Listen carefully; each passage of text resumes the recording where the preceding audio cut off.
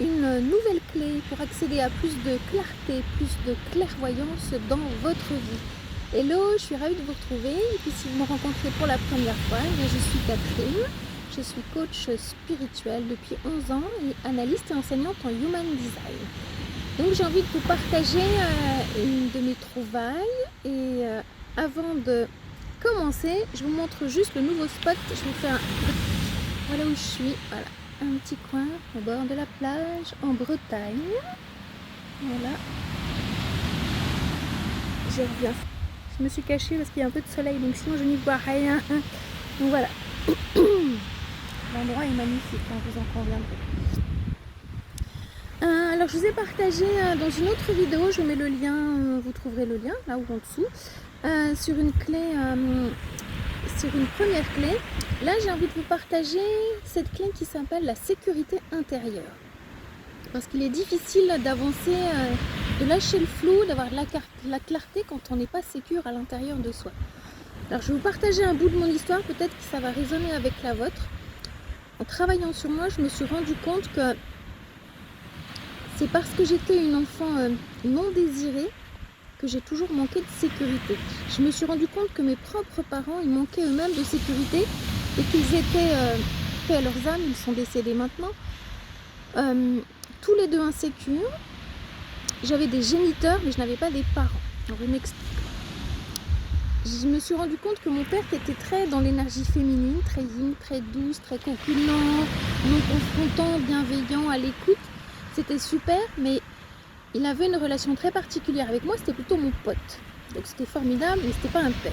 Et puis il est décédé quand j'avais 22 ans, il avait 53 ans, donc au moment où je prenais mon envol, j'avais plus cette forme de sécurité paternelle qui était là. Sachant que le père, c'est lui qui vous pousse à l'action, qui vous emmène à aller voir l'extérieur. Vous voyez, c'est ça la symbolique. Et ma mère, elle, elle portait, comme on dit à mon époque, la culotte. Donc elle était très yang, une énergie très masculine et pour le coup pas du tout bienveillante. Elle avait un côté hyper contrôlant et c'était une femme en colère en fait. Et donc j'ai porté ces deux énergies pendant très très longtemps. Je crois que je les ai soutenues plus qu'ils m'ont soutenue, alors que moi j'avais besoin d'être reconnue comme étant une enfant. Et un an avant la mort de ma mère, c'était en 2020, l'été 2020, eh bien je l'avais emmenée chez le médecin, j'étais partie la voir chez elle, j'avais passé une semaine chez elle et je me suis rendu compte qu'au retour elle avait mal à un genou et elle s'est mise à pleurer et à ce moment-là, eh bien en fait je me suis dit mais c'est moi qui pleure, j'avais cette impression de me voir en train de pleurer depuis très très très longtemps et je me suis rendu compte que c'était une blessure, son sac à dos plein de pierres que je portais depuis très très très longtemps. Ça m'a fait un choc de me rendre compte que je portais sa blessure et de voir ça, j'ai pu m'en détacher pour me dire bah oui, c'est pas auprès d'eux que je pourrais trouver ma sécurité intérieure. Et un an après, elle est décédée et là pour le coup j'étais vraiment orpheline et j'ai dû apprendre à devenir mon bon papa et ma bonne maman. Donc la sécurité intérieure dont j'ai envie de parler, cette clarté, ça demande d'aller chercher en soi quelle est la source de la problématique qui vous met toujours dans le flou, dans la non-clarté, dans la non-clairvoyance. Alors en creusant encore plus, je me suis rendu compte que ce que je vivais depuis toujours avec mes parents, ça s'appelle la blessure de rejet. Parce qu'en fait, j'ai été une enfant non désirée. Je suis un accident de la vie.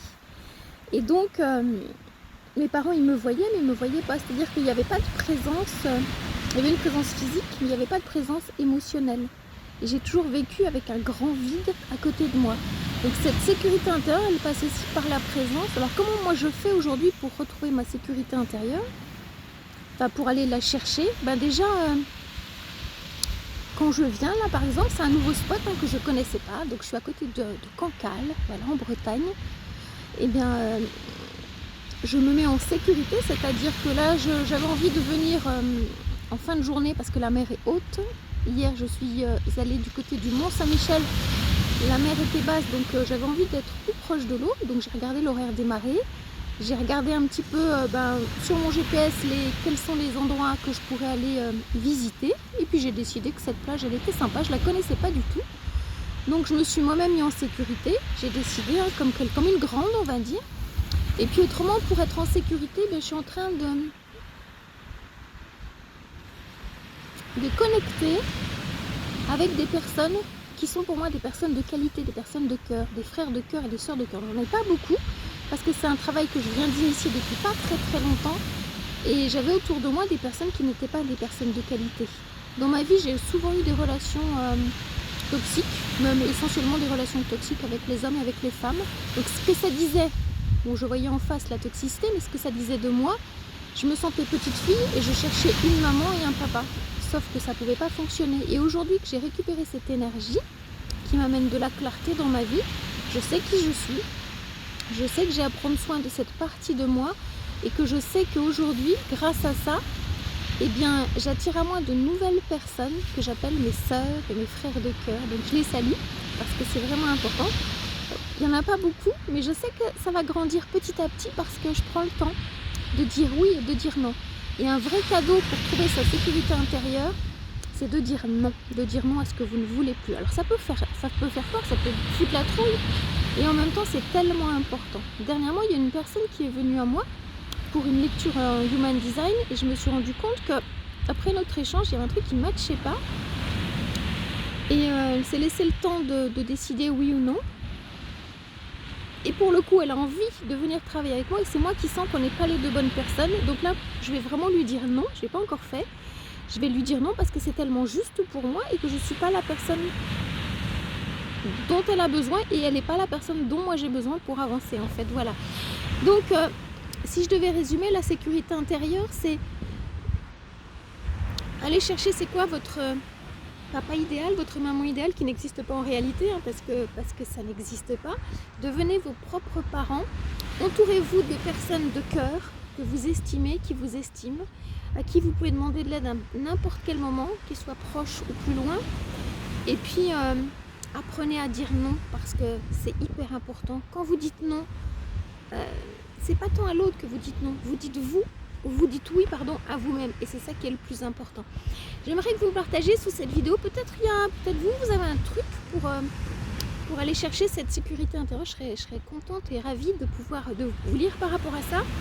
Et si c'est un sujet qui vous intéresse, si vous cherchez par exemple une grande sœur, une sœur de cœur, parce que c'est ce que je suis aujourd'hui, si vous avez envie d'avancer avec moi pour un peu plus vous connaître, pour connaître vos forces, connaître un petit peu où est votre abondance, trouver plus de clarté, réassurer ces parties qui sont peut-être quelquefois un peu plus insécures, si ça vous parle, eh bien venez avec moi, je vous offre une demi-heure d'échange et puis on regardera ensemble si, à travers le Human Design, eh bien, je peux vous éclairer, vous apporter cette sécurité dont vous avez besoin, qui va confirmer énormément de choses.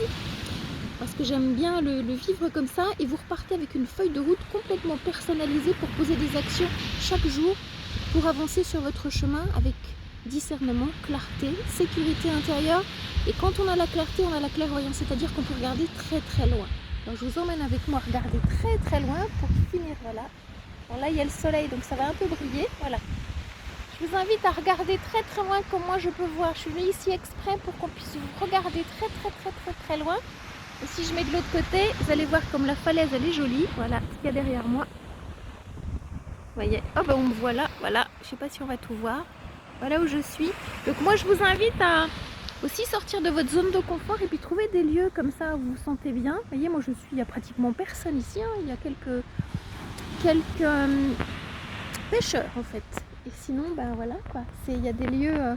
Et quand on porte la sécurité en soi, et bien en fait on n'a pas peur parce qu'elle rayonne et elle vibre. Et donc il y a ce yang, cette énergie d'action qui est tout autour de vous, qui expanse votre aura et l'aura elle est complètement intérieure.